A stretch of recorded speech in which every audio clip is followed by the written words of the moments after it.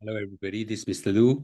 This Donald Trump has just potentially increased the baseline tariff from 10% to 15%, and that will probably even hit Singapore.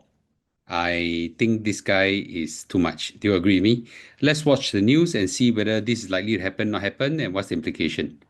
So TMD, Donald Trump is increasing tariff to 15%. So Singapore also kena. And here we go again. As usual, these are videos for education and entertainment, not financial advice. Please remember, hit subscribe because all these are changing on the fly. He's probably the most entertaining president of the United States that we have ever met.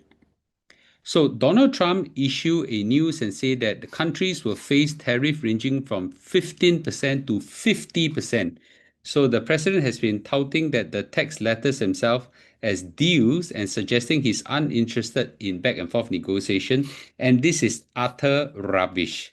So very clearly, he's using all this to bargain for better deals. He has so far closed quite a few deals already. And it's very, very clear to me that this guy is using this as a negotiation tool to push down the barriers of the other country and push up tariff for himself. So this is really outright economic bullying. As I said, I don't like it. But I know this is going to be good for US. So I'm kind of split, right? Because one side I've invested quite a lot of money in US. So whatever is good for US, I'm happy.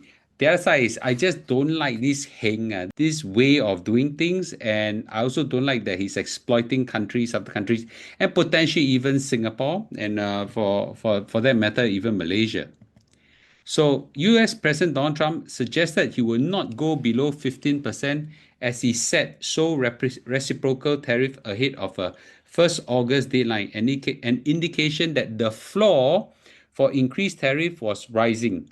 So he said that we will have a straight, simple tariff anywhere between 15 to 50%. A couple of 50s, okay, because we have been getting along very well with this country. So I think this is just throwing threats. But the 15% one is the one that I'm most concerned with because his goalpost has just changed. Again, we shouldn't be surprised. But when it happened, I'm just still upset. Commerce Secretary Howard Lutnick told CNBC News on Sunday that small countries, including Latin America countries, the Caribbean countries, many countries in Africa, will have a baseline tariff of 10%. And at the first announcement of the tariff in April, Trump has unveiled a universal tariff of 10% on nearly every country.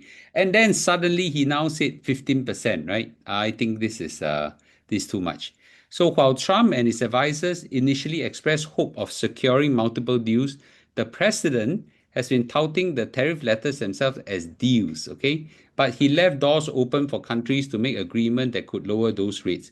So I would just say that all the deals he cut right now, very bad for the other side. So on Tuesday, Donald Trump announced that he was reducing a threatened 25% on Japan to 15% in exchange for the country's removing restriction on some US products, as well as offering to back a $550 billion investment fund. Other nations, including South Korea, India, and EU, are still pushing for agreement before the heightened tariffs go to effect. And there are news right now that EU is prepared to makan a 15% tariff. Now, in all fairness, most of EU countries have their own VAT tax well above 15%. Germany has 19%, France has 20%, Italy has 22%, and so on, right? So 15% in that sense, just on par. So on Tuesday, Trump said that he will have a very, very simple tariff for some of the countries because there were so many nations you can't negotiate with everyone. He said talks with EU were serious. If they agree to open up the union to American business, then we'll let them pay a lower tariff. So lower tariff means 15%. So the bar has rise. Now, meanwhile, there were now discovery that actually, the tariffs are paid by US company and US consumer, not foreign firms. So you need to first understand the economic phenomena. When Donald Trump increased the import tariff, three parties could pay for this. It could be one of the three, or two or three, or all three in different ratios. Number one is it could be the exporting firms that pay for it. That means that, let's say, China were to export, let's say, clothing to US. Okay, it costs $10, and now with the tariff increase, let's say by 20%, now it's supposed to be $12, right? The Chinese company may makan that additional $2 and pay the US government, and the price remain the same for the importer and the consumer. Now, he may choose not to increase, not to pay for the tax, and tell the importing company, you pay for all. Okay, the importing company say that, okay, I'll makan everything, pay for the tax, and my consumer remains the same price, and my supplier remains the same price. I pay for everything. Or it could be a fact that both the exporter and the importer do not take on the burden, but pass on the entire thing to consumer. So the jacket rise by a certain price, at least to cover the increase in tariff. So right now it is very clear. US companies, US consumer are paying, not foreign firms. General Motors was the latest US firm to disclose how tariffs are raising costs.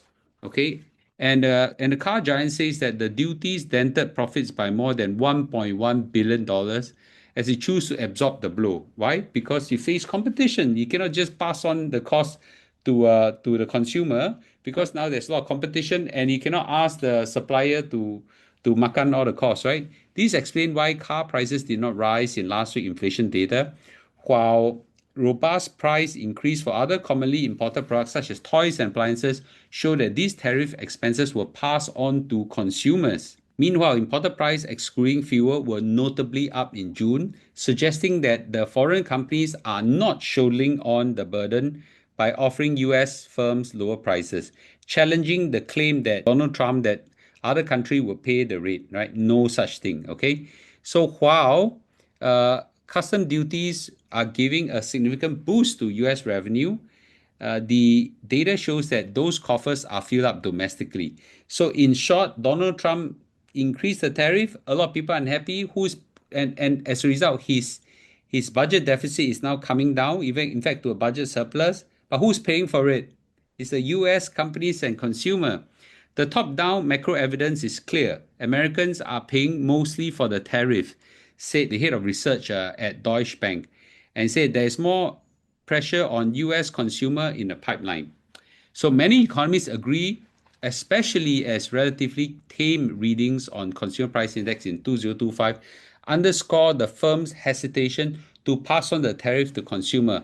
And this is also evident in the PPI, the producer price index, where the rate of increase in a measure of margin for wholesalers and retailers show sharply slowed down, sharply show down a rate of increase. So the consumer confidence index fell to 93 from 98.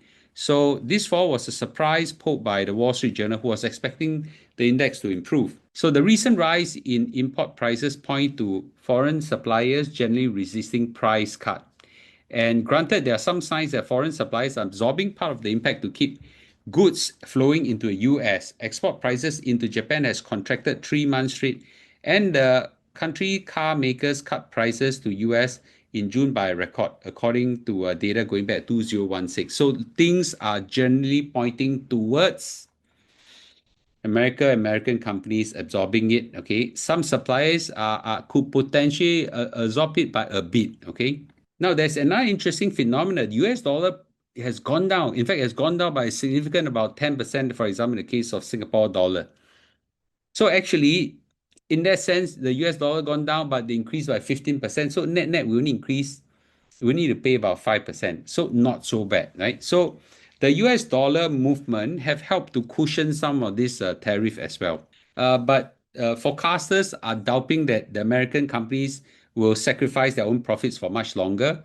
And many companies are already saying we're going to increase prices, and we can't do this forever. So 3M has raised his earnings outlook last week, shifting production and pricing strategy will help to mitigate the impact of the strategy. So they are going to pass on the prices to the consumer.